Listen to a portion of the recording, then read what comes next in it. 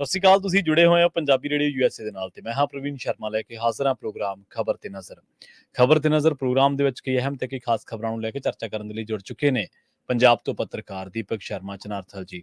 ਸ਼ਰਮਾ ਜੀ, ਸਤਿ ਸ਼੍ਰੀ ਅਕਾਲ। ਸਵਾਗਤ ਹੈ ਜੀ ਪੰਜਾਬੀ ਰੇਡੀਓ USA ਤੇ। ਸਤਿ ਸ਼੍ਰੀ ਅਕਾਲ ਪ੍ਰਵੀਨ ਜੀ, ਸਾਰੇ ਦਰਸ਼ਕਾਂ ਨੂੰ, ਸਾਰੇ ਸਰੋਤਿਆਂ ਨੂੰ ਪਿਆਰ ਭਰੀ ਸਤਿ ਸ਼੍ਰੀ ਅਕਾਲ ਜੀ। ਅੱਗੇ ਵਧਣ ਤੋਂ ਪਹਿਲਾਂ ਧੰਨਵਾਦ ਕਰਦੇ ਚੱਲੀਏ ਸਪਾਂਸਰਸ ਦਾ, ਜਿਹੜੇ ਜ਼ਰੀਆ ਬਣਦੇ ਨੇ ਇਹਨਾਂ ਪ੍ਰੋਗਰਾਮਾਂ ਨੂੰ ਤੁਹਾਡੇ ਤੱਕ ਪਹੁੰਚਾਉਣ ਦੇ ਲਈ। ਖਾਲਸਾ ਇੰਸ਼ੋਰੈਂਸ ਏਜੰਸੀ ਵਾਲੇ, ਜਿਨ੍ਹਾਂ ਤੋਂ ਤੁਸੀਂ ਹਰ ਤਰੀਕੇ ਦੀ ਇੰਸ਼ੋਰੈਂਸ ਲੈ ਸਕਦੇ ਹੋ। ਇੰਸ਼ੋਰੈਂਸ ਬਾਰੇ ਪਤਾ ਕਰਨ ਲਈ ਇਹਨਾਂ ਦਾ ਨੰਬਰ ਹੈ 468-272-2500। ਇਹ 1992 ਤੋਂ ਲਗਾਤਾਰ ਇੰਸ਼ੋਰੈਂਸ ਬਿਜ਼ਨਸ ਦੇ ਵਿੱਚ ਸ਼ਾਨਦਾਰ ਸੇਵਾਵਾਂ ਦੇ ਰਹੇ ਨੇ ਤੇ ਅਮਰੀਕਾ ਭਰ ਦੇ ਵਿੱਚ ਇੰਸ਼ੋਰੈਂਸ ਕਰਦੇ ਨੇ। ਓਬਾਮਾ ਕੇਅਰ, ਮੈਡੀਕੇਅਰ ਜਾਂ ਫਿਰ ਕਵਰਡ ਕੈਲੀਫੋਰਨੀਆ ਬਾਬਤ ਪਾਲਿਸੀ ਕਰਵਾਉਣ ਦੇ ਲਈ, ਸਲਾਹ ਲੈਣ ਦੇ ਲਈ ਅੱਜ ਹੀ ਕਾਲ ਕਰੋ 468-272-2500 ਤੇ।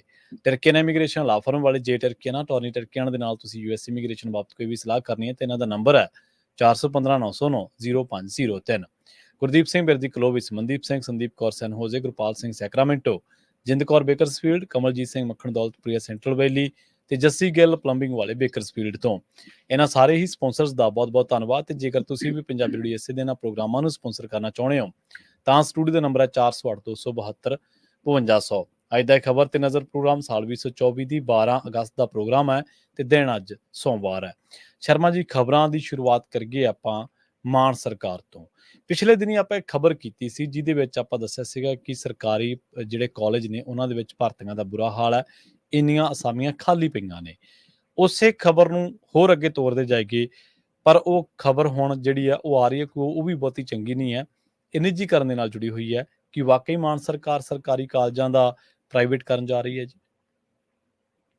ਬਿਲਕੁਲ ਪ੍ਰਵੀਨ ਜੀ, ਆਮ ਆਦਮੀ ਪਾਰਟੀ ਦੀ ਸਰਕਾਰ ਜਦੋਂ ਹੋਂਦ ਚ ਨਹੀਂ ਆਈ ਸੀ, ਜਦੋਂ ਇਹ ਪ੍ਰਚਾਰ ਮੋਡ ਸੀ, ਰੈਲੀਆਂ ਧਰਨਿਆਂ ਸੀ, ਤਾਂ ਦੇ ਸਿੱਖਿਆ ਖੇਤਰ ਚ ਆਪਣੀ PhD ਦੱਸਦੇ ਸੀ। ਹਾਂਜੀ, ਬਿਲਕੁਲ। ਇਹ ਦੱਸਦੇ ਕਿ ਸਿੱਖਿਆ ਸਾਡਾ ਮਾਡਲ, ਦਿੱਲੀ ਵਾਲਾ ਮਾਡਲ ਸਾਡੇ ਕੋਲ ਇੰਨਾ ਕਮਾਲ ਦਾ ਸੀ ਤੇ ਸਰਕਾਰੀ ਸਕੂਲਾਂ ਚ ਇੰਨੀ ਦਾਖਲਾ ਵੱਧ ਗਿਆ, ਇੰਨੇ ਬੱਚੇ ਵੱਧ ਗਏ ਹੈ। ਅਮਰੀਕਾ ਦੇ ਰਾਸ਼ਟਰਪਤੀ ਤੱਕ, ਉਹਦੀ ਘਰ ਵਾਲੀਆਂ ਤੱਕ ਦੇਖਣ ਆਉਂਦੇ ਨੇ ਸਾਡੇ ਸਕੂਲ। ਮਤਲਬ ਇਹ ਦੱਸਦੇ ਸੀ ਕਿ ਸਰਕਾਰੀ ਸਕੂਲਾਂ ਨੂੰ ਚਲਾਉਣਾ ਕਿਵੇਂ, ਸਰਕਾਰੀ ਅਦਾਰਿਆਂ ਨੂੰ ਚਲਾਉਣਾ ਕਿਵੇਂ, ਸਾਨੂੰ ਮਹਾਰਤ ਹੈ, ਸਾਡੇ ਕੋਲ ਡਿਗਰੀ ਹੈ ਉਹਦੀ। ਜੀ ਬਿਲਕੁਲ। ਪੰਜਾਬ 'ਚ ਵੀ ਇਹਨਾਂ ਨੇ ਇਸੇ ਵਰਨਾ ਪ੍ਰਚਾਰ ਕੀਤਾ ਕਿ ਸਰਕਾਰੀ ਭਰਤੀ ਕਰਾਂਗੇ, ਠੇਕਾ ਪ੍ਰਣਾਲੀ ਖਤਮ ਕਰਾਂਗੇ, ਨਵੇਂ ਬੱਚਿਆਂ ਨੂੰ ਰੁਜ਼ਗਾਰ ਦੇਵਾਂਗੇ, ਸਰਕਾਰੀ ਵਿਦਿਅਕ ਅਦਾਰਿਆਂ ਨੂੰ ਥਾਂ ਦੇਵਾਂਗੇ। ਪਰ ਹੁਣ ਫੈਸਲੇ ਜਦੋਂ ਉਲਟ ਹੋਣਗੇ ਤਾਂ ਸਵਾਲ ਹੋਣਗੇ।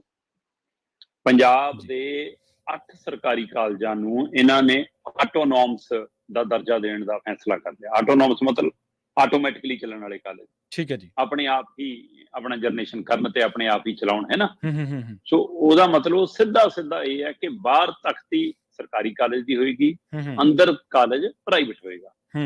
ਹੁਣ ਆਟੋਨੋਮਸ ਦਾ ਮਤਲਬ ਹੈ ਕਿ ਸੀਨੀਅਰ ਸੈਕੰਡਰੀ ਜਿਹੜੇ ਐਜੂਕੇਸ਼ਨ ਸਾਡਾ ਸਿਸਟਮ ਹੈ, ਉਸ ਨੂੰ ਇਹਨਾਂ ਨੇ ਪੂਰਾ ਆਪਣਾ ਖਰੜਾ ਤਿਆਰ ਕਰਕੇ ਭੇਜਣਾ ਕਿ ਸਾਡੇ ਕੋਲ ਇੰਨੇ ਬੱਚੇ ਆ ਜਾਂਦੇ ਨੇ ਐਵਰੇਜ, ਇੰਨੇ ਕੋਰਸ ਨੇ, ਇੰਨੇ ਸਾਡੇ ਪ੍ਰੋਫੈਸਰ ਨੇ, ਇੰਨੇ ਸਾਡੇ ਕਲਰਕ ਨੇ, ਇੰਨਾ ਸਾਡਾ ਖਰਚਾ ਹੈ, ਇੰਨੀ ਸਾਡਾ ਆਮਦਨ ਬਣਨੀ ਹੈ। ਉਸ ਹਿਸਾਬ ਨਾਲ ਇਹ ਫਿਰ ਪ੍ਰੋਜੈਕਟ ਸਾਰਾ UGC ਕੋਲ ਜਾਣਾ ਤੇ UGC ਨੇ ਇਹਨਾਂ ਨੂੰ ਇੰਡੀਪੈਂਡੈਂਟ ਇਜਾਜ਼ਤ ਦੇ ਦੇਣੀ ਹੈ। ਮਤਲਬ ਫਿਰ ਹੋਏਗਾ ਇਹ ਕਿ ਜਦੋਂ ਆਟੋਨੋਮਸ ਹੋ ਗਏ ਕਾਲਜ, ਫਿਰ ਇਹ ਆਪਣੀ ਸੰਬੰਧਿਤ ਯੂਨੀਵਰਸਿਟੀ ਤੋਂ ਇਹਨਾਂ ਨੂੰ ਪੁੱਛਣ ਦੀ ਲੋੜ ਨਹੀਂ ਕਿ ਅਸੀਂ ਕੀ ਪੜਾਉਣਾ ਕੀ ਨਹੀਂ। ਠੀਕ ਹੈ।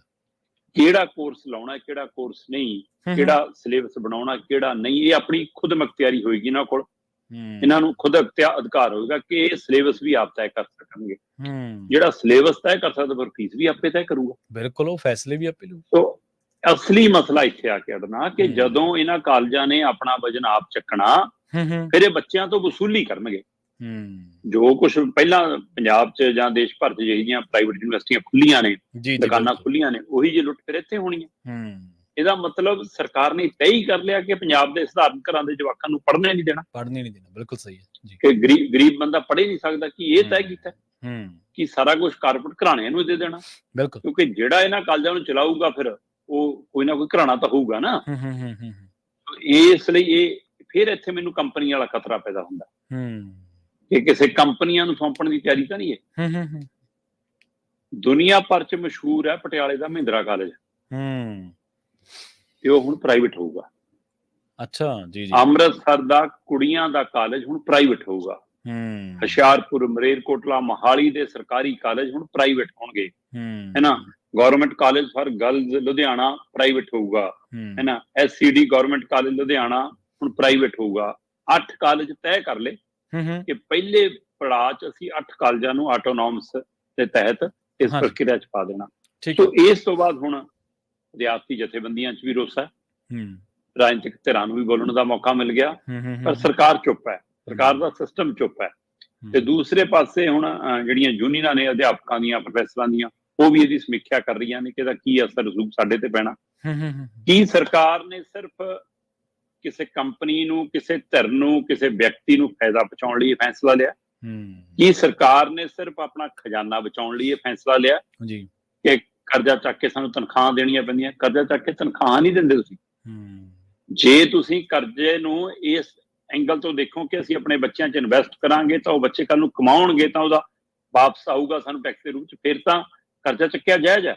ਜੇ ਤੁਸੀਂ ਕਰਜ਼ਾ ਚੱਕ ਕੇ ਆਪਣੇ ਜਹਾਜ਼ਾਂ 'ਚ ਤੇਲ ਹੀ ਪਾਉਣਾ ਹੈ, ਆਪਣੇ ਘਰਾਂ 'ਚ ਏਸੀਓ ਲਵਾਉਣੇ ਨੇ, ਆਪਣੇ ਘਰਾਂ ਨੂੰ ਰੰਗ ਰੋਗਨੇ ਕਰਾਉਣੇ ਨੇ, ਹੈ ਨਾ, ਜਾਂ ਕਿਸੇ ਕੰਪਨੀਆਂ ਨੂੰ ਕਮਿਸ਼ਨੇ ਦੇਣਾ ਸਾਰੀਆਂ ਕੰਮਾਂ ਦਾ ਕੰਟਰੈਕਟ ਦੇ ਕੇ, ਫਿਰ ਉਹਦੇ ਨਾਲ ਵਾਪਸ ਕੁਝ ਨਹੀਂ ਹੋਣਾ, ਫਿਰ ਪੰਜਾਬ ਕਰਜ਼ਈ ਹੋਊਗਾ। ਸੋ ਇਸ ਹਵਾਲੇ ਨਾਲ ਕਿ ਸਰਕਾਰ ਇਹ ਦਿਖਾਉਣਾ ਚਾਹੁੰਦੀ ਹੈ ਕਿ ਦੇਖੋ ਅਸੀਂ ਖਰਚੇ ਘਟਾ ਲਏ ਜੀ, ਤੇ ਉਹਦੀ ਆੜ ਦੇ ਵਿੱਚ ਸਰਕਾਰੀ ਕਾਲਜਾਂ ਨੂੰ ਪ੍ਰਾਈਵੇਟ ਕਰਨ ਦਾ, ਨਿੱਜੀਕਰਨ ਕਰਨ ਦਾ ਇਹ ਪ੍ਰਕਿਰਿਆ ਸ਼ੁਰੂ ਹੋ ਗਈ ਆ, ਜਿਸ ਨੂੰ ਲੈ ਕੇ ਵਿਦਿਆਰਥੀ ਜਥੇਬੰਦੀਆਂ ਨੇ ਵੀ ਕਾਲ ਦੇ ਦਿੱਤੀ ਆ, ਰਾਜਨੀਤਿਕ ਧਿਰਾਂ ਨੇ ਵੀ ਸੋਸ਼ਲ ਮੀਡੀਆ ਤੋਂ ਲੈ ਕੇ ਮੀਡੀਆ 'ਚ ਬਿਆਨ ਦੇਣੇ ਸ਼ੁਰੂ ਕੀਤੇ ਨੇ। ਪਰ ਕੀ ਇਹ ਮੁੱਦਾ ਬਣਾ ਪਾਉਣਗੇ? ਕਿਉਂ ਨਹੀਂ? ਕਿਉਂਕਿ ਜਿਵੇਂ ਕੱਲ ਹੀ ਫੈਸਲਾ ਲਿਆ ਮੁੱਖ ਮੰਤਰੀ ਭਗਵੰਤ ਮਾਨ ਹੋਰਾਂ ਨੇ ਕਿ ਅਸੀਂ 14 ਅਗਸਤ ਨੂੰ ਕੈਬਨਿਟ ਬੈਠਕ ਕਰਾਂਗੇ।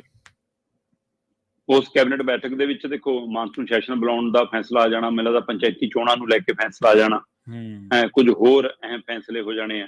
ਤੋ ਇਸ ਹਵਾਲੇ ਨਾਲ ਵੀ ਨਜ਼ਰ ਰਹੂਗੀ ਕਿ ਉਹ ਤੋਂ ਬਾਅਦ ਜਦੋਂ ਮਾਨਸੂਨ ਸੈਸ਼ਨ ਬੁਲਾਇਆ ਜਾਂਦਾ ਤਾਂ ਉੱਥੇ ਕੀ ਇਸ ਮੁੱਦੇ ਦੇ ਆਧਾਰ ਤੇ ਸਾਰੀਆਂ ਧਿਰਾਂ ਜਿਹੜੀਆਂ ਸੱਤਾ 'ਚ ਨੇ ਉਹਨਾਂ 'ਚੋਂ ਵੀ ਕੋਈ ਜਾਨ ਰੱਖਦੀਆਂ ਨੇ ਬੋਲਣ ਵਾਲੀਆਂ ਕਿ ਆਪਾਂ ਆਪਣੇ ਗੱਲਾਂ ਦੇ, ਆਪਣੇ ਦਾਅਵਿਆਂ ਵਾਅਦਿਆਂ ਦੇ ਉਲਟ ਖੜੇ ਆ।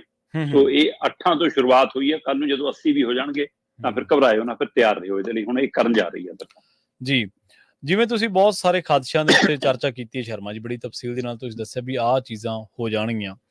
ਅਸਲ ਦੇ ਵਿੱਚ ਜਿਹੜੀ ਕੋਈ ਧਿਰ ਚਲਾਊਗੀ, ਹੋ ਸਕਦਾ ਕੱਲ ਨੂੰ ਉੱਥੇ ਇਮਕਾਨ ਇਹ ਵੀ ਬਣ ਜਾਣ ਕਿ ਉੱਥੇ ਕੋਈ ਵਿਚਾਰਧਾਰਾ ਵਿਸ਼ੇਸ਼ ਦਾ ਕੋਈ ਬੰਦਾ ਬਹਿ ਜਾਵੇ, ਉਹ ਆਪਣੇ ਤਰੀਕੇ ਦੇ ਨਾਲ ਚੀਜ਼ਾਂ ਨੂੰ ਚਲਾਵੇ, ਜਿਹਦੇ ਨਾਲ ਤੁਹਾਡਾ ਜਿਓਗ੍ਰਾਫਿਕਲੀ ਜਿਹੜਾ ਤੁਹਾਡਾ ਇਤਿਹਾਸ ਆ ਉਹ ਪ੍ਰਭਾਵਿਤ ਹੋਵੇ। ਜਿਵੇਂ ਆਪਾਂ ਕਈ ਕਾਲਜਾਂ, ਹਾਂਜੀ, ਜਦੋਂ ਪ੍ਰਵੀਨ ਜੀ ਸਿਲੇਬਸ ਹੀ ਬਦਲਣ ਦਾ ਅਧਿਕਾਰ ਉਹਨਾਂ ਨੂੰ ਦਿੱਤਾ, ਹਾਂਜੀ ਬਿਲਕੁਲ, ਹਾਂ, ਉਹ ਤਾਂ ਹੁਣ ਸ਼ਰੇਆਮ ਬਦਲੀ ਜਾਂਦੇ ਨੇ। ਬਿਲਕੁਲ, ਤਾਂ ਹੁਣ ਸਾਡੇ ਇਤਿਹਾਸ ਨਾਲ, ਸਾਡੇ ਧਰਮਾਂ ਨਾਲ, ਹੈ ਨਾ, ਛੇੜਛਾੜ ਕਰੀ ਜਾਂਦੇ ਨੇ, ਸਾਡੇ ਸੂਰਵੀਰਾਂ ਨਾਲ, ਸਾਡੇ ਇਤਿਹਾਸਕਾਰਾਂ ਨਾਲ, ਤੇ ਫਿਰ ਤਾਂ ਉਹ ਕਰਨਗੇ। ਬਿਲਕੁਲ, ਉਹ ਤਾਂ ਇੱਕੋ ਅਜੇ ਉਹ ਉਦਾਹਰਨ ਦਿੰਦੇ ਹੁੰਦੇ ਸੀ ਨਾ ਕਿ ਉਹ ਕਿਤਾਬਾਂ 'ਚ ਇਹਨਾਂ ਨੇ ਸਿਲੇਬਸ ਬਦਲ ਕੇ ਕੀਤਾ ਕਿ ਜੀ ਉਹ ਜੇਲ੍ਹ 'ਚ ਬੰਦ ਸੀ, ਬੁਲਬੁਲ ਬਣ ਕੇ ਉੱਡ ਗਿਆ, ਹੈ ਨਾ, ਫਿਰ ਪਤਾ ਨਹੀਂ ਕਿੰਨੀਆਂ ਬੁਲਬੁਲਾਂ ਉਡਾਉਣਗੇ। ਹਾਂ ਬਿਲਕੁਲ, ਹਾਂਜੀ, ਉਹ ਹੋ ਸਕਦਾ ਕੱਲ ਨੂੰ ਕਿਸੇ ਪੰਜਾਬ ਦੇ ਕਿਸੇ ਹੀਰੋ ਦਾ ਜਿਹੜਾ ਇਤਿਹਾਸ ਦੇ ਵਿੱਚ ਲੋਕ ਘੋਲਾਂ ਦੇ ਵਿੱਚ ਆਪਣੇ ਆਪ ਜਾਣ ਵਾਰੀ ਹੋਵੇ, ਜਾਂ ਇਤਿਹਾਸ ਦੇ ਵਿੱਚ ਹੀਰੋ ਹੋਵੇ, ਕੁਰਬਾਨ ਕੀਤਾ ਹੋਵੇ ਉਹਨੇ ਆਪਣੇ ਆਪ, ਉਸ ਦਿਨ ਹੋ ਸਕਦਾ ਉਹਦਾ ਕੋਈ ਜ਼ਿਕਰ ਵੀ ਨਾ ਹੋਵੇ ਕਿਤਾਬਾਂ ਜਾਂ ਉਸ ਸੰਬੰਧਿਤ ਕਾਲਜ ਯੂਨੀਵਰਸਿਟੀ ਦੇ ਵਿੱਚ, ਤੇ ਦੂਜੇ ਹੀਰੋਜ਼ ਵਾਲੀ ਜਾਂ ਕੋਈ ਹੋਰ ਜਿਹੜੇ ਆਪਦੇ ਮਨ ਘੜਤ, ਜਿਵੇਂ ਤੁਸੀਂ ਜ਼ਿਕਰ ਕੀਤਾ, ਉਧਰ ਛੁੱਟੀਆਂ ਵੀ ਹੋ ਜਾਣ। ਸੋ ਇਹ ਬੜਾ ਇੱਕ ਵੱਡਾ ਪ੍ਰਭਾਵ ਪਊਗਾ। ਆਮ ਤੌਰ ਤੇ ਆਪਾਂ ਦੇਖਦੇ ਹਾਂ ਜਦੋਂ ਸਰਕਾਰੀ ਕਾਲਜ ਦੇ ਵਿੱਚ ਫੀਸਾਂ ਵੱਧਦੀਆਂ, ਵਿਰੋਧ ਹੁੰਦਾ, ਹੜਤਾਲਾਂ ਹੁੰਦੀਆਂ, ਉਸ ਤੋਂ ਬਾਅਦ ਲੋਕ ਸੰਬੰਧਿਤ MP ਜਾਂ MLAs ਨੂੰ ਵੀ ਕਹਿੰਦੇ ਨੇ, ਜਿਹੜੇ ਸਰਕਾਰ ਨੂੰ ਮਜਬੂਰ ਕਰਦੇ ਕਿ ਭਾਈ ਇਹ ਗੱਲ ਸੁਣੋ। ਪਰ ਤੁਸੀਂ ਦੇਖੋ ਕਿ ਕਦੇ ਕਿਸੇ ਯੂਨੀਵਰਸਿਟੀ ਦੇ ਵਿੱਚ ਵੱਡੀ ਕੋਈ ਹੜਤਾਲ ਦੇਖੀ ਹੈ?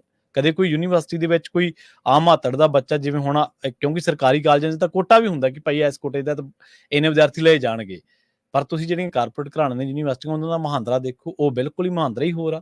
ਉਹ ਤਾਂ ਇਹਨਾਂ ਦਾ ਉੱਥੇ ਤਾਂ NRI ਕੋਟੇ ਦੀਆਂ ਸੀਟਾਂ ਵੀ ਵਿਕਦੀਆਂ, ਹਾਂਜੀ, ਵਿਕਦੀਆਂ ਬਿਲਕੁਲ, ਠੀਕ ਹੈ ਨਾ ਜੀ। ਉੱਥੇ ਤਾਂ ਵਜੀਫੇ ਵਾਲੇ ਜਵਾਕਾਂ ਦੇ ਨਾਂ ਤੇ ਵੀ ਧਾਂਦਲੀਆਂ ਹੋ ਰਹੀਆਂ। ਹਾਂਜੀ, ਬਿਲਕੁਲ। ਸੋ ਯੂ ਟਰਨ ਦੇ ਇਮਕਾਨ ਪੂਰੇ ਨੇ, ਪਰ ਜੇ ਯੂ ਟਰਨ ਮਾਰ ਲਿਆ ਜਾਵੇ ਤਾਂ ਮੇਰੇ ਖਿਆਲ ਦੇ ਨਾਲ ਪੰਜਾਬ ਦੇ ਪੱਖ ਦੇ ਵਿੱਚ, ਪੰਜਾਬ ਦੇ ਭਲੇ ਦੇ ਵਿੱਚ ਹੀ ਹੋਊਗਾ। ਹਾਂਜੀ, ਸੁਪਰੀਮ ਕੋਰਟ ਦੀ ਗੱਲ ਕਰੀਏ, ਕਹਿੰਦੇ ਹਾਈਵੇ ਜਿਹੜੇ ਨੇ ਉਹ ਪਾਰਕਿੰਗ ਨਹੀਂ ਗੇ, ਸਰਕਾਰਾਂ ਸ਼ੰਭੂ ਬਾਰਡਰ ਖੋਲਣ। ਪਰ ਜੀ ਜਿੱਦਣ ਦਾ ਸ਼ੰਭੂ ਬਾਰਡਰ ਦੇ ਉੱਤੇ ਧਰਨਾ ਲੱਗਿਆ 13 ਫਰਵਰੀ ਦਾ, ਸ਼ੰਭੂ ਖਨੌਰੀ ਬਾਰਡਰ ਤੇ, ਉਸ ਦਿਨ ਤੋਂ ਹੀ ਇਹ ਜ਼ੋਰ ਜਮਾਇਸ਼ ਚੱਲ ਰਹੀ ਹੈ ਕਿ ਕਿਸਾਨਾਂ ਨੇ ਤਾਂ ਦਿੱਲੀ ਜਾਣਾ, ਰਾਹ ਸਰਕਾਰਾਂ ਨੇ ਰੋਕਿਆ। ਤੇ ਜਿਸ ਕਦਰ ਦੀ ਆਪਾਂ ਬੈਰੀਗੇਟਿੰਗ ਉਹਨਾਂ ਨੇ ਕੀਤੀ ਸੀ 9-8 ਲੇਅਰ ਦੀ, ਆਪਾਂ ਉਹਦਾ ਜ਼ਿਕਰ ਕਈ ਵਾਰ ਕਰਦੇ ਨੇ। ਜਦੋਂ ਪੰਜਾਬ ਹਰਿਆਣਾ ਹਾਈ ਕੋਰਟ ਨੇ ਸਰਕਾਰ ਨੂੰ, ਖਾਸ ਕਰ ਹਰਿਆਣਾ ਸਰਕਾਰ ਨੂੰ ਹਦਾਇਤ ਕੀਤੀ ਕਿ ਤੁਸੀਂ ਰਾਹ ਕਿਉਂ ਰੋਕ ਰਹੇ ਹੋ, ਉਹਨਾਂ ਨੂੰ ਦਿੱਲੀ ਜਾਣਾ ਜਾਣ ਦਿਓ, ਉੱਥੇ ਦੀ ਸਰਕਾਰ ਦੇਖੇ, ਹੈ ਨਾ, ਤੇ ਤੁਸੀਂ ਰਾਹ ਥੋੜਾ ਰੋਕ ਸਕਦੇ ਹੋ, ਤਾਂ ਉਹ ਫੈਸਲਾ ਮੰਨਣ ਦੀ ਬਜਾਏ ਇਹਨਾਂ ਨੇ ਸੁਪਰੀਮ ਕੋਰਟ ਦਾ ਰੁਖ ਕਰ ਲਿਆ। ਮਾਨਯੋਗ ਸੁਪਰੀਮ ਕੋਰਟ ਨੇ ਕਿਹਾ ਵੀ ਠੀਕ ਹੈ ਕਿ ਦੋਏ ਸੂਬੇ ਕੁਝ ਨਾਮ ਸੁਝਾਓ ਜਿਹੜੇ ਰਾਜਨੀਤੀ ਤੋਂ ਦੂਰ ਹੋਣ ਤੇ ਜਿਨ੍ਹਾਂ 'ਚ ਬੈਠ ਕੇ ਤਾਲਮੇਲ ਹੋ ਜਾਵੇ। ਸੋ ਕੱਲ ਹਰਿਆਣੇ ਵੱਲੋਂ ਸੋਲਿਸਿਟਰ ਜਨਰਲ ਤੁਸ਼ਾਰ ਮਹਿਤਾ ਪੇਸ਼ ਹੁੰਦਾ ਤੇ ਪੰਜਾਬ ਵੱਲੋਂ ਪੰਜਾਬ ਦੇ ਐਡਵੋਕੇਟ ਜਨਰਲ ਗੁਰਵਿੰਦਰ ਸਿੰਘ ਹੋਰੀ ਹਾਜ਼ਰ ਹੁੰਦੇ ਨੇ। ਜੀ ਜੀ। ਸੋ ਦੋਵਾਂ ਦੇ ਹਵਾਲੇ ਨਾਲ ਕੁਝ ਨਾਮ ਦਿੱਤੇ ਜਾਂਦੇ ਨੇ ਤੇ ਉਹਨਾਂ ਨਾਮਾਂ ਤੇ ਗੌਰ ਹੁੰਦਾ ਤੋਂ ਉਹ ਕਮੇਟੀ ਵੀ ਤਿਆਰ ਹੋ ਜਾਣੀ ਹੈ। ਉਹ ਕਮੇਟੀ ਦੋਵਾਂ ਤਰ੍ਹਾਂ ਚ ਸਰਕਾਰ ਤੇ ਕਿਸਾਨਾਂ ਦੇ ਵਿਚਾਲੇ ਗੱਲਬਾਤ ਦੀ ਵੀ ਕੋਸ਼ਿਸ਼ ਕਰੂਗੀ। ਪਰ ਇਹ ਸਭ ਦੇ ਦਰਮਿਆਨ ਮਾਨਯੋਗ ਸੁਪਰੀਮ ਕੋਰਟ ਨੇ ਕਿਹਾ ਪੰਜਾਬ ਦੇ ਡੀਜੀਪੀ ਨੂੰ, ਹਰਿਆਣਾ ਦਾ ਡੀਜੀਪੀ ਨੂੰ ਜੀ ਕਿ ਤੁਸੀਂ ਨਾਲ ਲੈ ਲਓ ਅੰਬਾਲੇ ਦੇ ਐਸਐਸਪੀ ਨੂੰ, ਪਟਿਆਲੇ ਦੇ ਐਸਐਸਪੀ ਨੂੰ, ਮੋਹਾਲੀ ਦੇ ਐਸਐਸਪੀ ਬੈਠ ਕੇ ਤਾਲਮੇਲ ਕਰੋ ਤੇ ਘੱਟੋ ਘੱਟ ਜਿਹੜਾ ਅਧਿਕਾਰ ਬਣਦਾ ਮਨੁੱਖ ਦਾ ਉਹਦੇ ਨਾਤੇ ਐਂਬੂਲੈਂਸ ਲੰਘਣ ਦਾ ਰਾਹ, ਬਜ਼ੁਰਗ, ਵਿਦਿਆਰਥੀ, ਆਮ ਵਰਗ ਉਹਦੇ ਲੰਘਣ ਦਾ ਰਾਹ ਖੁੱਲੇ। ਜੀ ਜੀ ਘੱਟੋ ਘੱਟ ਸ਼ੰਭੂ ਬਾਰਡਰ, ਖਨੌਰੀ ਬਾਰਡਰ ਤੇ ਇੱਕ ਲੇਨ ਖੋਲੋ। ਇਹ ਉਹਨਾਂ ਨੇ ਪੁਲਿਸ ਨੂੰ ਕਿਹਾ ਕਿ ਤੁਹਾਡਾ ਸਿਸਟਮ ਬਣਾ ਕੇ ਤੁਸੀਂ ਚਾਲੂ ਕਰਨਾ। ਬੇਸ਼ੱਕ ਅਗਲੀ ਸੁਣਵਾਈ 22 ਅਗਸਤ ਨੂੰ ਰੱਖੀ ਆ। ਜੀ ਜੀ ਜੀ। ਉਹ ਕਹਿੰਦੇ ਸੁਣਵਾਈ ਦੀ ਤਰੀਕ ਦਾ ਇੰਤਜ਼ਾਰ ਨਾ ਕਰਿਓ, ਜੇ ਤੁਹਾਡਾ ਫੈਸਲਾ ਹੁੰਦਾ ਤੁਸੀਂ ਰਾਹ ਖੋਲੋ। ਪਰ ਨਾਲ ਹੀ ਉਹਨਾਂ ਨੇ ਇੱਕ ਤਰ੍ਹਾਂ ਨਾਲ ਕਿਸਾਨਾਂ ਨੂੰ ਵੀ ਇਸ਼ਾਰਾ ਕੀਤਾ ਕਿ ਬਈ ਟਰੈਕਟਰ ਤੁਸੀਂ ਸੜਕਾਂ ਤੇ ਲਿਆ ਕੇ ਖੜਾ ਦਿੱਤੇ ਨੇ, ਪਾਰਕਿੰਗ ਨਹੀਂ ਹੈ। ਹਾਂਜੀ ਬਿਲਕੁਲ। ਸੋ ਕਿਸਾਨ ਜਥੇਬੰਦੀਆਂ ਕਹਿੰਦੀਆਂ ਜੀ ਧੰਨਵਾਦ ਹੈ ਸੁਪਰੀਮ ਕੋਰਟ ਦਾ, ਜੇ ਉਹ ਕਹਿੰਦੀ ਹੈ ਤੇ ਰਾਹ ਖੁੱਲੇ ਤੇ ਰਾਹ ਖੁੱਲੇ, ਅਸੀਂ ਦਿੱਲੀ ਜਾਈਏ, ਅਸੀਂ ਕਹਿੰਦੇ ਇੱਥੇ ਪਾਰਕਿੰਗ ਕਰਕੇ ਹਾਂਜੀ ਬਿਲਕੁਲ ਅਸਾਂ ਜਾਣ ਲਈ ਤਿਆਰ ਹਾਂ। ਸੋ ਇਹ ਹੁਣ ਦੇਖਣ ਵਾਲੀ ਗੱਲ ਹੋਊਗੀ ਕਿ ਹੁਣ ਹਰਿਆਣਾ ਸਰਕਾਰ ਦੇ ਗਲੇ ਦੀ ਹੱਡੀ ਬਣ ਗਿਆ ਇਹ ਫੈਸਲਾ, ਹੁਣ ਉਹ ਕਿੱਧਰ ਨੂੰ ਜਾਣਗੇ ਜੀ। ਹੁਣ ਤਾਂ ਸੁਪਰੀਮ ਕੋਰਟ ਨੇ ਵੀ ਹਦਾਇਤ ਕਰਤੀ ਕਿ ਭਾਈ ਰਾਹ ਖੋਲੋ, ਚਾਹੇ ਸਿੰਗਲ ਲੇਨ ਹੀ ਖੋਲੋ। ਹੁਣ ਦੇਖਣ ਵਾਲੀ ਗੱਲ ਜਿੱਥੇ ਹਰਿਆਣਾ ਸਰਕਾਰ ਵਾਲੇ ਪਾਸੇ ਆ ਕਿ ਚੋਣਾਂ ਦੇ ਦਿਨ ਨੇ, ਚੋਣਾਂ ਸਿਰ ਤੇ ਨੇ, ਉਹ ਰਾਹ ਖੋਲਦੀਆਂ ਨੇ, ਜੇ ਨਹੀਂ ਖੋਲਦੀਆਂ ਨੇ ਅੰਦੋਲਨ ਤਿੱਖਾ ਹੁੰਦਾ ਏ, ਫਿਰ ਉਹਦਾ ਕੀ ਨੈਗੇਟਿਵ ਪੋਜ਼ਿਟਿਵ ਅਸਰ ਹੁੰਦਾ, ਸਰਕਾਰ ਇਹ ਸਾਰੀ ਸਮੀਖਿਆ ਕਰੂਗੀ। ਹੁਣ ਦੂਸਰੇ ਪਾਸੇ ਨਜ਼ਰਾਂ ਸਾਰੀਆਂ ਦੀਆਂ ਕਿਸਾਨ ਜਥੇਬੰਦੀਆਂ ਤੇ ਪੰਧੇਰ ਹੋਰਾਂ ਤੇ ਡੱਲੇਵਾਲ ਹੋਰਾਂ ਦੀ ਵੀ ਆ ਗਈ ਜੀ ਕਿ ਬਈ ਅਦਾਲਤੀ ਹੁਕਮਾਂ ਦੇ ਨਾਲ ਬੰਦੀ ਸਿੰਘਾਂ ਦੇ ਮੋਰਚੇ ਦੇ ਨਾਲ ਵੀ ਇੱਕ ਪਾਸੇ ਦਾ ਰਾਹ ਖੁੱਲ ਗਿਆ। ਪਰ ਉਹ ਤੋਂ ਬਾਅਦ ਬੰਦੀ ਸਿੰਘਾਂ ਵਾਲਾ ਰਿਹਾਈ ਕਰਨ ਵਾਲਾ ਮੋਰਚੇ ਵਾਲਾ ਕਾਫਲਾ ਆਇਆ ਨਹੀਂ ਚੰਡੀਗੜ੍ਹ ਨੂੰ, ਉੱਥੇ ਹੀ ਹੈ ਨਾ, ਜਾਂ ਉਹਦੀ ਗਿਣਤੀ ਉਹ ਬੜੀ ਘੱਟ ਰਹੇਗੀ, ਯਾਦ ਚੇਤਿਆਂ ਚ ਵੀ ਨਹੀਂ ਗਾ। ਮਤਲਬ ਇੱਕ ਤਰੀਕਾ ਅਪਣਾਇਆ ਸਰਕਾਰਾਂ ਨੇ ਕਿ ਜੇ ਤੁਸੀਂ ਉਹਨਾਂ ਨਾਲ ਟਕਰਾਅ ਕਰੋਗੇ ਤਾਂ ਰੋਸੇ ਵਜੋਂ ਉੱਥੇ ਇਕੱਠ ਹੋਊਗਾ, ਲੋਕ ਆਉਣਗੇ, ਤੁਸੀਂ ਉਹਨੂੰ ਐਂ ਕਰ ਦੋ, ਭੁਲਾ ਹੀ ਦੋ, ਇੱਕ ਪਾਸਾ ਰਾਹ ਖੋਲ ਕੇ ਚੁੱਪ ਕਰਕੇ ਪਰੇ ਹੋ ਜਾਓ। ਕੀ ਹੁਣ ਇੱਥੇ ਇੱਕ ਪਾਸੇ ਦਾ ਰਾਹ ਖੋਲ ਕੇ ਇਹ ਫੈਸਲਾ ਹੋਊਗਾ ਕਿ ਕਿਸਾਨ ਜਾਣਗੇ ਵੀ ਨਹੀਂ, ਇੱਥੇ ਬੈਠੇ ਰਹਿਣਗੇ ਇੱਕ ਪਾਸੇ ਜੀ ਜੀ। ਕੀ ਅੰਦਰ ਖਾਤੇ ਕੋਈ ਇਹੋ ਜਿਹੀ ਵੀ ਖਿਚੜੀ ਪੱਕ ਰਹੀ ਹੈ ਤੇ ਇਹ ਭੁੱਲਿਆਂ ਵਰਗਾ ਹੋ ਜਾਵੇ ਅੰਦੋਲਨ, ਜਾਂ ਕਿਸਾਨ ਇਸ ਗੱਲ ਲਈ ਤੈਅ ਨੇ ਕਿ ਜੇ ਆਮ ਬੰਦਾ ਜਾ ਸਕਦਾ ਅਸੀਂ ਫਿਰ ਸਾਈਕਲਾਂ ਤੇ ਹੀ ਚੱਲ ਜਾਾਂਗੇ, ਅਸੀਂ ਪੈਦਲੇ ਚੱਲ ਜਾਾਂਗੇ, ਹੈ ਨਾ, ਅਸੀਂ ਸਿੰਪਲ ਟਰੈਕਟਰ ਲੈ ਕੇ ਚੱਲ ਜਾਾਂਗੇ, ਟਰੈਲੀ ਨਹੀਂ ਪਾਵਾਂਗੇ ਪਿੱਛੇ, ਕੁਛ ਹੋਰ ਨਹੀਂ ਹੋਊਗਾ। ਕੀ ਕਿਸਾਨ ਜਥੇਬੰਦੀਆਂ ਇਸ ਗੱਲ ਲਈ ਤਹੀਆ ਕਰਨਗੇ, ਇਹ ਦੇਖਣ ਵਾਲੀ ਗੱਲ ਹੋਊਗੀ। ਹਾਂ, ਹੁਣ ਇਸ ਫੈਸਲੇ ਦੇ ਨਾਲ ਸ਼ੁਭ ਕਰਨ ਵਾਲਾ ਮਾਮਲਾ ਵੀ ਜੁੜਿਆ ਜੀ।